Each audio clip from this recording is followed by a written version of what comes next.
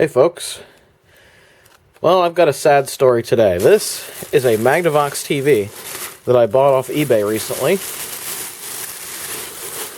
It was basically new old stock. If you look at the back of it here, it's basically new old stock. No dust or anything. But when I first opened it, I saw this. Not good, right? And then I saw this. There's a big gaping hole in the TV. I have never seen that happen in shipping before, so as you can tell, this thing was damaged in shipping. But it's new old stock. Look at it. It's beautiful. Beautiful. It's a budget TV from the 80s, 1987 on the back. And it was so new it actually still has the sticker on it. Nobody puts it together like Magnavox. Nobody puts it together like Magnavox. I'm really tempted to save that sticker, but I don't know.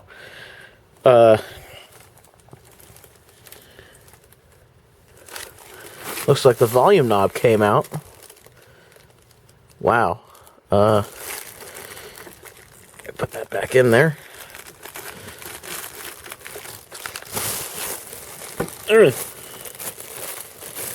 I cannot turn the volume knob. It is completely frozen, unfortunately. So, this is a lesson to be had. This is what happens when you do not pack a fragile item tightly enough. This TV is from the 80s, and back then they used to make stuff out of plastic, right? This is wood grain. Ooh, wood grain.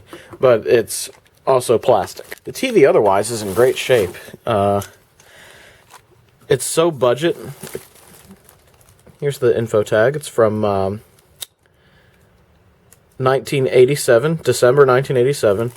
It's such a budget TV that it doesn't even have an F connector for 75 ohm. It just uses twin lead for both VHF and UHF. It also came with a set of antennas that are in another part of the room. And yeah, for all intents and purposes, I was planning on using this for like testing old video games and things like that. But when it's like this, I mean, look at that. The tube is loose inside. I think we should open this up and assess the damage. But as far as the TV itself goes, it is a 12-inch black and white set from the late 80s. Very budget TV. This is something you'd put in your bedroom back then to watch the news or watch a movie or whatever while you were laying in bed. Or watch the game or something, and you'd have the nice big color TV downstairs. But yeah, unfortunately, this one somehow it made it 30-something years without getting broken, and unfortunately, it got broken due to I would guess an inexperienced seller just not knowing how to pack these things, not knowing how easily they break in shipping. And unfortunately, the guy that sold this to me, I sent him pictures when I got this. I was like, yeah, this got damaged in shipping. And I actually told him, you got to pack these things tight or else they just break.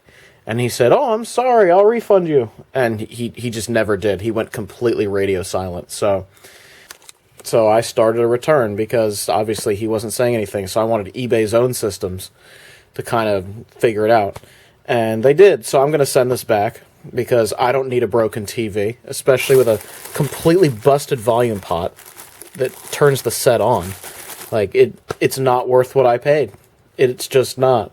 And I wish I could have gotten the refund, but I kind of already just, I just didn't want it anymore because whenever I would look at it, I would just, it wouldn't make me feel good. So I'd rather have it out of sight, out of mind. So figure that we assess what happened and we get this thing out of here and I just move on and fix a set that I already have or something like that. Or hopefully another set will come along that's as tempting as this one was. So I'm thinking that we should probably examine the set a little bit. So on the back, we have controls. V-hold looks like it's kind of snugged in there a little bit. Whereas brightness and contrast are on the back there. It looks like this could have had a run on 12 volts.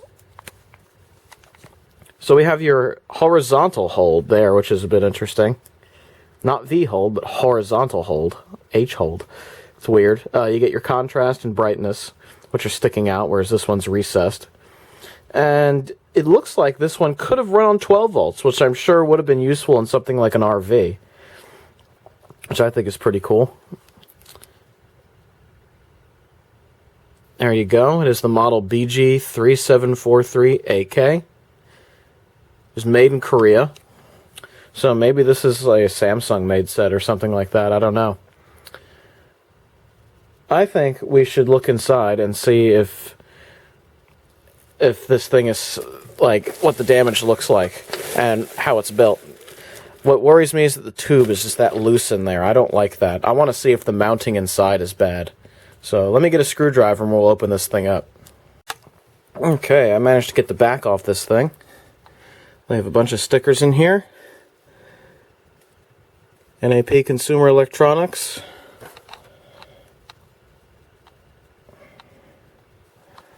There you go. So they had all matching warranty stickers and everything.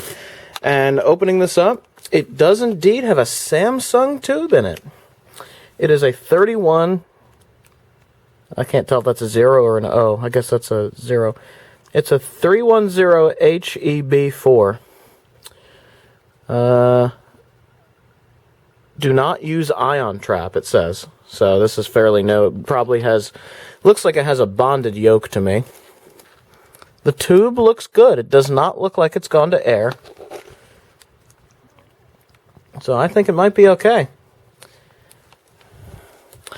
Big purple Samsung capacitors on there. Look at those big power resistors. Looks like it uses a big Toshiba transistor there. That's probably the horizontal output. Or vertical output, sorry. Little tiny toy fly back there. Isn't that thing cute? Look how new this is, though. It was definitely new old stock. What a shame, man. What a shame. I think this TV could actually work. But that volume pot, I wanted to check out this volume pot because it looks like it took a big hit to me. It's frozen. It's completely frozen and stuck. Look at that cute little speaker down there. There's your tuners up there.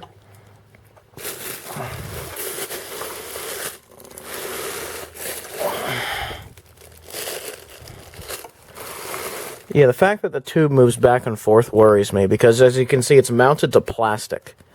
And I was afraid of that. There you go. Typical 80s TV. There's almost nothing in it. This board is so tiny. This could have been a pretty good TV. What a shame. What a waste of a new old stock set. But, yeah, that's the thing. If I kept this TV, I'm okay with returning this. Because if I had kept this TV, it would have just annoyed me for life. You know what I mean? Like, it would have annoyed me for life that this thing arrived the way it did. So, yeah, I just thought we'd take a look inside. So this Magnavox, this cheapo Magnavox bedroom set, probably a $99 or even $88 special back in the day, was actually a Samsung TV hidden inside. So I guess this is the start of the era when Korea really was pumping out electronics. So yeah, there you go.